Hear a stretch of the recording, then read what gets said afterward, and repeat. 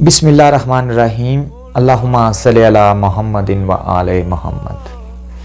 کل جو پاکستان میں سیالکوٹ میں یہ واقعہ ہوا، انتہائی افسوسناک ہوا۔ ایک اہل بیت آل محمد کے ماننے والے، ان کا ذکر کرنے والے نوید عاشق صاحب کو شہید کر دیا گیا۔ یہ کیسی شدت پسندی اختیار کر رہی ہے؟ کیا ہماری حکومت ان چیزوں کو نہیں دیکھ رہی؟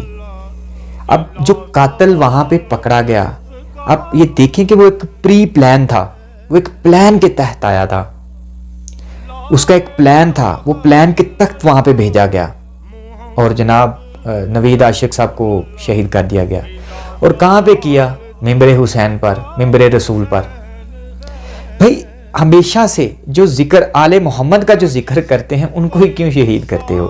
کیا کبھی ان لوگوں نے بھی کسی کو غلط کہا؟ یہ سب کو مسلمان کہتے ہیں، یہ سب سے محبت کرتے ہیں۔ آپ ان کے ہاں چلے جائیں، آپ مسجد میں چلے جائیں، وہاں پہ کوئی پابندی نہیں کہ یہاں فلاں مسلک کا، فلاں فرقے کا بندہ نماز نہیں پڑھ سکتا۔ وہاں پوری دنیا ہر مسلمان کے لیے ان کی مسجدیں، ان کی امام بارگاہیں کھلی ہیں، کبھی کسی نے ایلیگیشن نہیں لگائی۔ لیکن کیا جو آل محمد کا ذکر کرتے ہیں ان کو ہی آپ شہید کرتے ہیں، ان کے پیچھے آپ لگ جاتے ہیں؟ کبھی انہوں نے آپ لوگوں کو نہیں چھیڑا۔ اور یہ میں دوسری بات آپ کو بتا دوں کہ یہ قتل جو شہید کیا گیا، یہ ایک پورا پری پلان تیار کیا گیا تھا۔ اب دیکھیں وہ قاتل جس نے وہ تو ایک موہرا ہے نا، جس نے فائر مارے، وہ ایک موہرا ہے بیسیکلی۔ اس کے پیچھے جو اس کے سہولت کار ہے نا، ان کو پکڑنا چاہیے۔ یہ بھی وہاں پہ انہوں نے پکڑ کے پولیس کو خود دیا۔ اب ہونا یہ چاہیے کہ اس کے جو سہولت کار ہیں ان کو پکڑنا چاہیے۔ اصل میں وہ تو ایک موہرا ہے جس نے فائر کیے، اصل کے جو اس کے پیچھے اس کے سہولت کار ہیں ان کو پکڑ کر کفر کردار تک پہنچانا چاہیے۔ کیونکہ اگر ایسا نہ ہو سکا، پاکستان میں آنے والے دنوں میں اتنی کوئی شدت پسندی اختیار کر جائے گی کہ کوئی سنبھال نہیں سکتا۔ بھائی یہ آل محمد کو ماننے والے یہ ازلوں سے، صدیوں سے ایک پرامن احتجاج کرتے آ رہے ہیں۔ کبھی دیکھا ان کے احتجاج میں کسی عورت، کسی بچی، کسی لڑکی، کسی کو کوئی ڈر نہیں ہوتا، کیونکہ یہ آل محمد کو ماننے والے ہیں۔ تو ہمیشہ سے یہ ازلوں سے یہ جو آل محمد کا ذکر کر رہے ہیں، ان کو ہی کیوں قتل کیا جاتا ہے؟ کیا تم اپنے آپ کو مسلمان کہتے ہو کہ میرا اسلام، میرا دین وہ ہے کہ ایک روڈ سے، ایک سڑک سے ایک پتھر پکڑ کر سائڈ پہ رکھنے سے اللہ پاک اس کی نیکیاں دیتا ہے؟ تو آپ کیسے مسلمان ہیں کہ آپ ایسے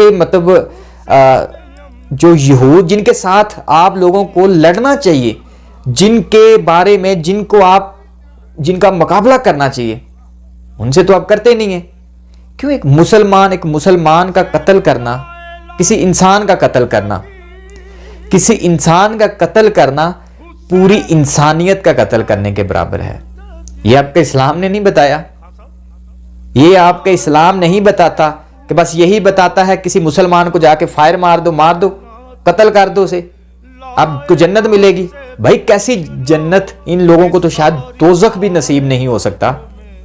یہ لوگ ویسے ہی آگ میں جلنے والے ہیں۔ اب دیکھیں اس نے جس کا نام لیا ہے، وہ قاتل جس نے فائر مارا، اس نے جس کا نام لیا ہے، ابھی تک پولیس والوں نے اس بندے کے خلاف ایف آئی آر ابھی تک نہیں دی۔ یہ وہی بندہ ہے، آج سے کچھ عرصہ پہلے اس بندے نے آل محمد کی توہین کی، بی بی فاطمہ زہرا سلام اللہ کی توہین کی۔ یہ وہی بندہ ہے، اس کو اتنی کھلی چھٹی دے رکھی ہے۔